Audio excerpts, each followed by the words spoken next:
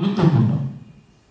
এখন দেখা যাচ্ছে যে অনেক অনেক লোকের 3 বছর 4 বছর যুদ্ধের সময় বয়স, সে কি যুদ্ধ করছে? এই বিষয়গুলো খেয়াল করতে হবে। আমাদের প্রস্তাব আছে, শিবের আঙ্কেল বলছিলেন যে বাছাইয়ের সময় ওনাকে রাখতে। এরকম যারা নেতৃত্ব দিয়েছেন তারাই বাছাইয়ের সময় যদি থাকেন এবং এই বাছাইটা যাতে রাজনীতি মুক্ত হয়,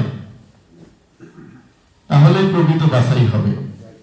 আমরা দেখেছি যে আমি তো 2005 সাল থেকে সরকারি চাকরিতে,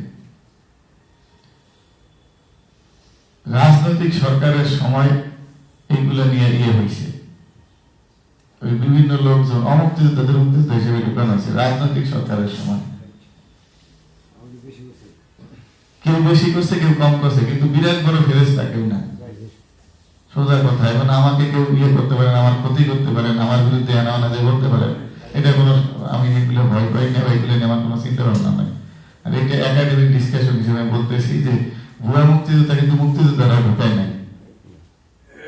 মুক্তিযোদ্ধাদের সাইনবোর্ড ব্যবহার করে যারা স্বার্থ সিদ্ধি করতে চেয়েছে, দুর্নীতি করতে চেয়েছে, মুক্তিযোদ্ধাদের হক যারা নষ্ট করতে চেয়েছে, তারা এই ভুয়া মুক্তিযোদ্ধাদের ঢুকাইছে তালিকায়। আর এই ভুয়া মুক্তিযোদ্ধার জন্য আমরা নিজেরা পদে পদে বাধাগ্রস্ত হচ্ছি, প্রশাসনের পদে পদে আমরা বাধাগ্রস্ত হচ্ছি যে এই সমস্ত ভুয়া মুক্তিযোদ্ধারা যেহেতু তারা প্রেশার ক্রিয়েট করে ঢুকছে, তারা আমাদের স্বাভাবিক প্রশাসনিক কার্যক্রমে একদম ইউনিয়ন লেভেল থেকে সচিবালয় পর্যন্ত তারা বাধাগ্রস্ত করতেছে, মানুষের হক নষ্ট করতে আমাদেরকে প্রেশার দিচ্ছে, বা আমাদের মধ্যে কেউ কেউ আছে তাদের সাথে মিলে ঝিলে এইগুলা করতেছে।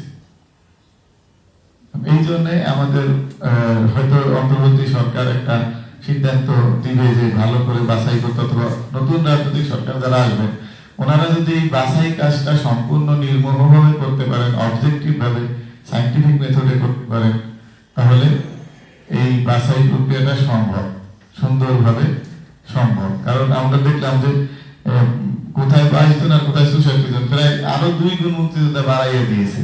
হয়তো পারলে 5-7 জন বাড়তে পারে, এত পরিমাণ পারা মানে কি ডাবলের বেশি, 3 গুণ হয়ে যাবে। এগুলো কি সম্ভব? এগুলো সম্ভব না।